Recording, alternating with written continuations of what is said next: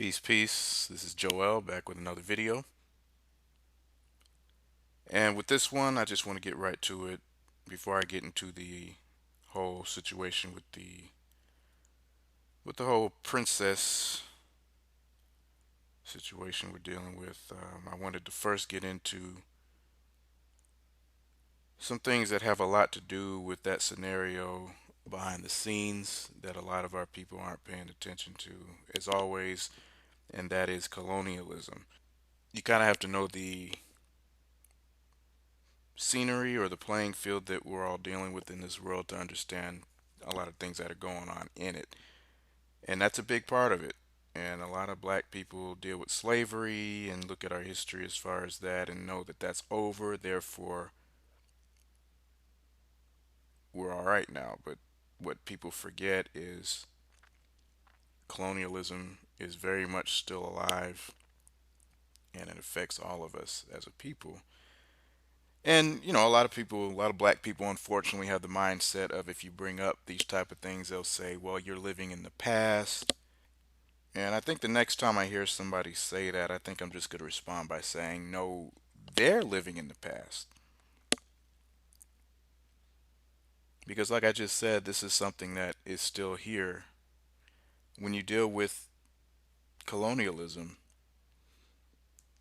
you're dealing with what happened as far as black people around the planet, as far as the continent, as far as us over here, as far as the islands. You're dealing with a situation where Europeans systematically stole land, people, culture, and stole resources and never gave it back. And that is essentially what is empowering their kingdoms and their nations to this very day. And it is the reason why black people are still at the bottom all over the planet. And it's a dynamic that some black people are comfortable with, and then you have some like me that are not.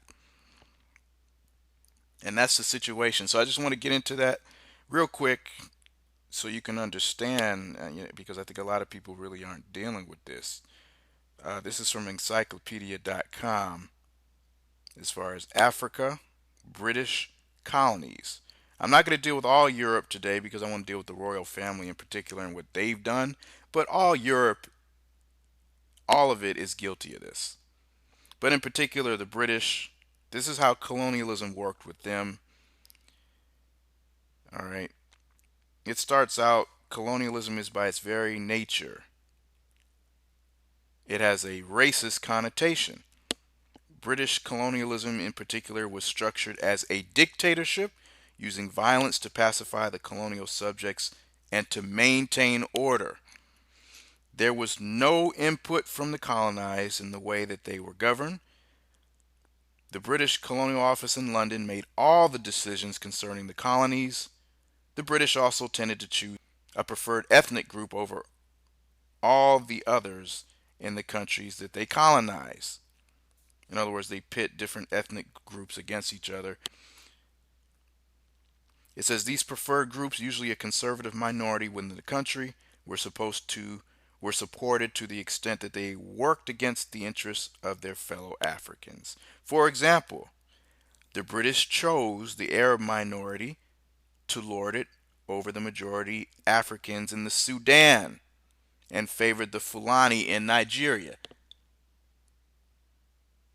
They did that.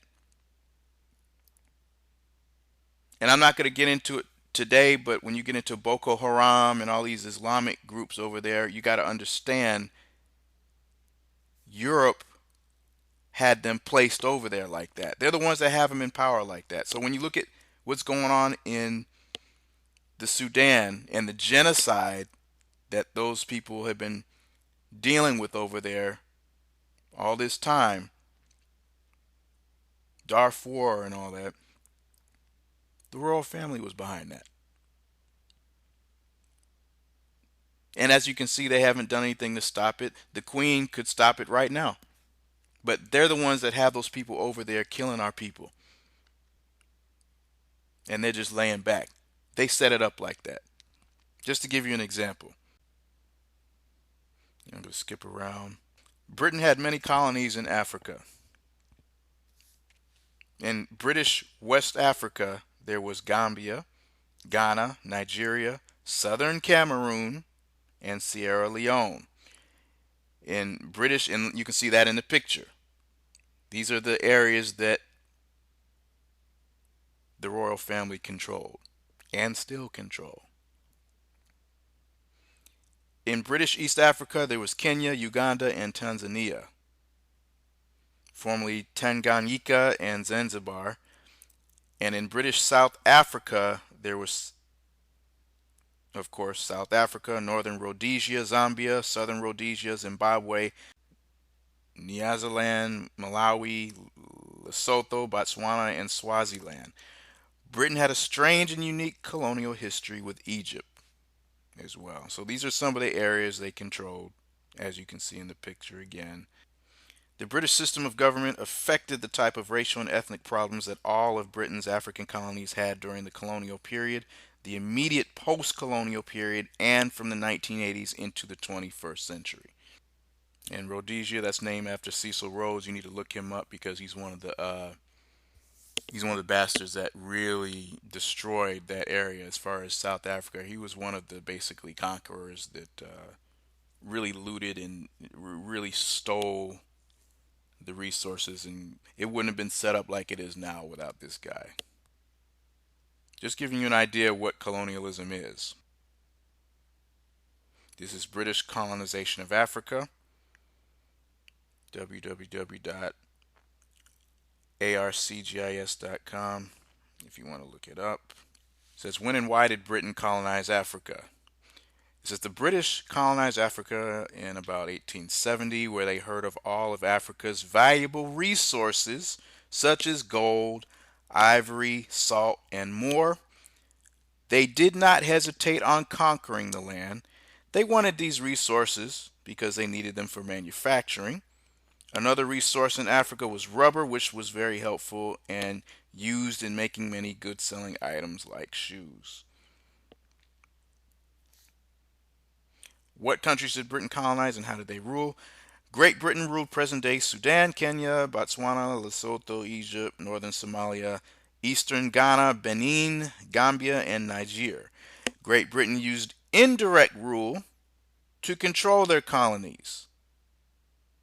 This means that they appointed, listen, because this is what's going to let you know what's really going on. It says Great Britain, because they'll say colonialism ended. That's over now. And this is what the way a lot of our people think now. This is a new day where colonialism no longer exists. Not quite. It still exists, but in a different way. It says Great Britain used indirect rule to control their colonies. This means that they appointed African tribe leaders to do their work while they safely stayed in Britain. At first, they increased relations between the Africans and the British, but when too many rebellions started, they were forced to send British soldiers to the colonies and rule more harshly. And the way things are going, that's what's about to happen again. But unfortunately, again, nobody's paying attention to this. And this is where all this stuff is. This is what leads to what's going on with this whole Meghan Markle. And around the 1950s is when a lot of African countries began to get their independence, quote unquote. Okay? Now, check this out how this is written. It says the positive and negative effects of Great Britain's rule, right? Now, listen, the positive and negative effects of their rule in Africa. Now, the positive effects, it says, of Great Britain's rule was that the British gained more natural resources such as gold, ivory, and rubber. That's the positive effect. Well, of course, it's positive for them, right? But notice how it says, the positive thing for Britain was that they gained more natural resources. What a nice way to put that. Let's transfer that gain word to stole. That's a little more truthful. That's funny how they put that little gained where they just gained it, right? They achieved it. You know, they stole the resources. So that's supposed to be positive, I guess, right? This is what I mean by controlling the narrative and controlling the way history's written and looking at things through a Western mindset. That's also an effect of colonialism. They play on that mind. It's not always about chains. Here's the negative part, they say. Some of the negative effects of Britain's rule are that it caused a lot of Africans to lose money, of course, homes, and more. That's funny. Yeah. Lose money and homes and more. The more would be billions of lives, which I feel like they could have put that in there, but hey, what you gonna do, right? That's the more. Billions of lives, uh, you know, uh, all kinds of land. That's the more. This happened when they were stripped of their resources and many even enslaved, taking them away from their families. Today Africans are much poorer than before due to their lack of natural resources, which have been stolen from them. Well, they put stolen there. Good job. So that's the situation. Now remember how it said that colonialism, it said that Africa is independent. And a lot of these countries still celebrate, well, we're independent. All right. So here's another thing that I wanted to deal with because it talked about indirect rule. Remember how it said that? Let's look at indirect rule and see what that is real quick. I just want to go over some things first, right? So we can understand the setting of all of this. Then you can understand why things happen the way they do. Indirect rule. This is Wikipedia. It was a system of governance used by the British and French to control parts of their colonial empires, particularly in Africa and Asia, through pre-existing indigenous power structures. Again, it was a system of governance used by British and the French to control parts of their colonial empires, particularly in Africa and Asia, through pre-existing indigenous powers. In other words, they rule through the people that are there. Because you have to understand, they've made so much money now, they don't have to be up in there physically ruling. They can pay people off to rule for them. They have paid people off to be leaders and still initiate their European policies and ways of governing by those people without being on the continent. But you don't know it, and this is why a lot of people, particularly in Africa, that's why there's such a difference, I believe, in some of the mindsets of Africans versus African Americans, is because we're always around white people. We see how they operate on a daily. They're not as visible to the Africans, so they're not as close to how these people operate. They're more far and removed from what they've done over there, so to speak. In their faces, the African leaders and dictators. You understand what I'm saying? And this is why when you talk to a lot of the Africans that want to be liberated, they will tell you, we need the blacks in America if there's going to be any type of revolution, because they're the revolutionaries. They'll tell you, we need y'all. Because they know we're more awake over here. Never mind what people say about Africans hating us. It depends on which Africans you talking to.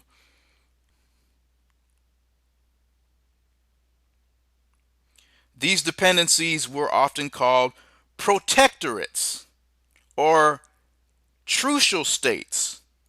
Protector, in other words, they protect the interests of Europe.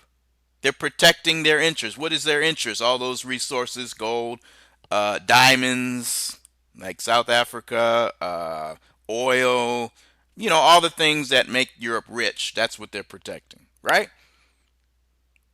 That's what they're telling you here. By this system, the day-to-day government and administration of areas, both small and large, were left in the hands of traditional rulers. So they're using the traditional rulers to protect European interests.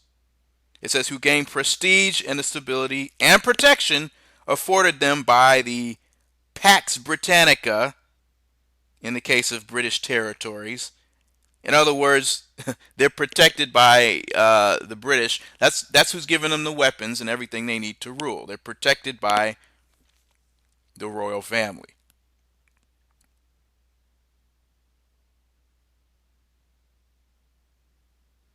It says, at the cost of losing control of their external affairs and often taxation, communications, and other matters, usually with a small number of European advisors. So they get protection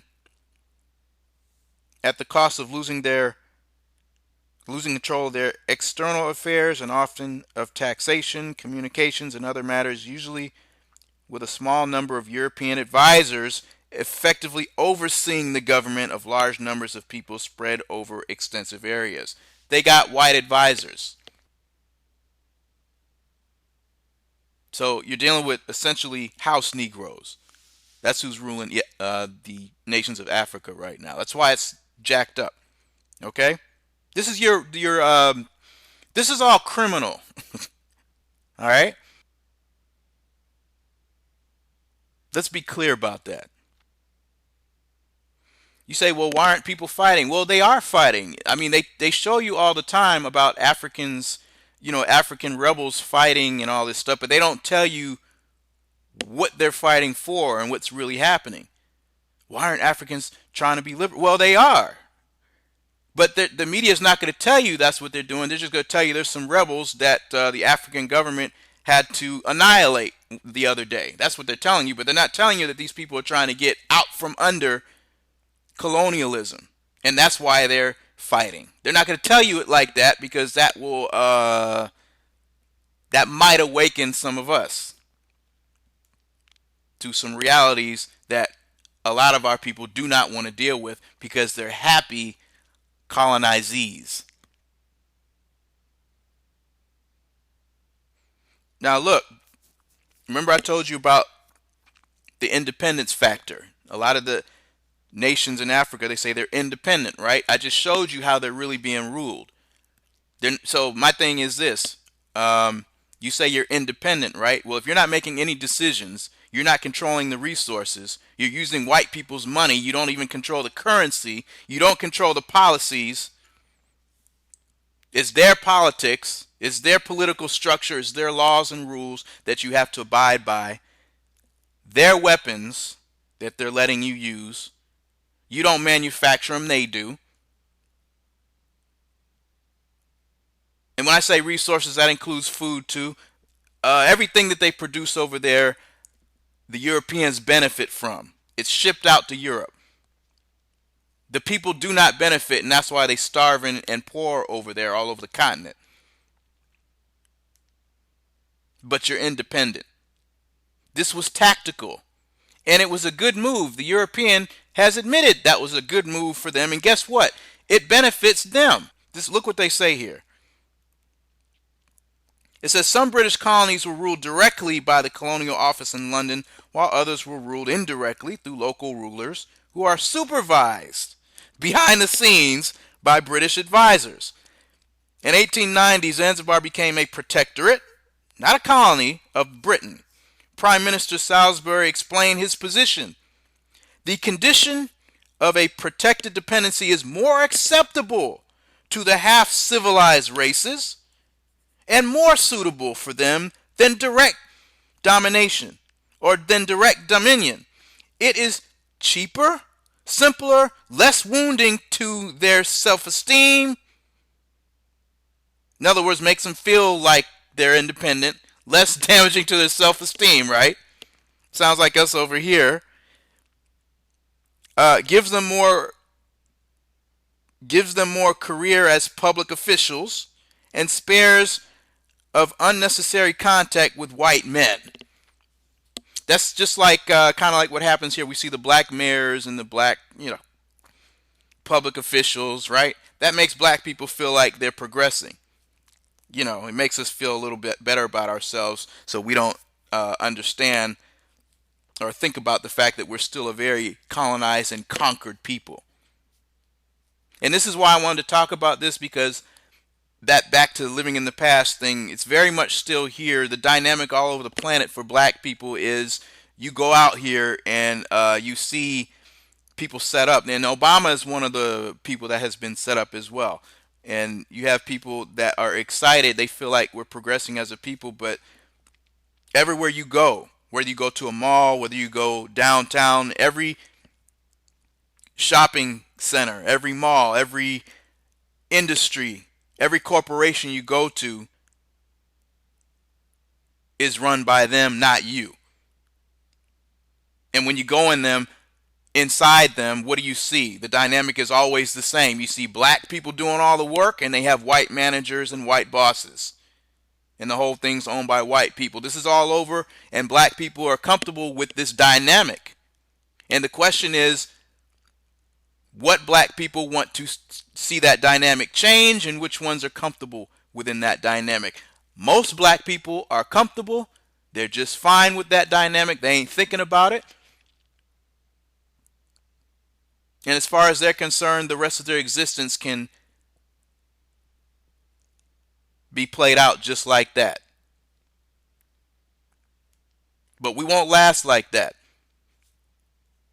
So it's the same. That's why I don't deal with all of this division that's being perpetrated between our people and the Africans. We are all Africans. And as far as I'm concerned, anybody that has a problem with that or tries to deny that, you are some type of an operative or agent at this stage in the game. This is the problem.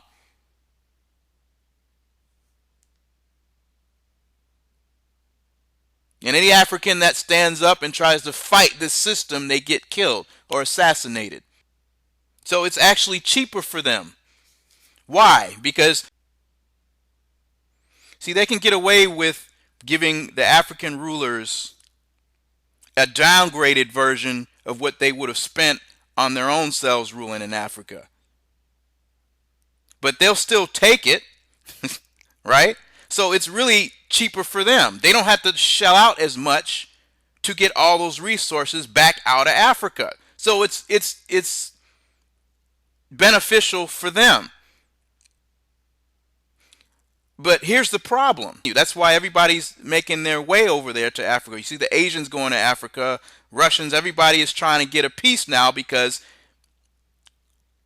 the Africans have laid down for so long, it's open season.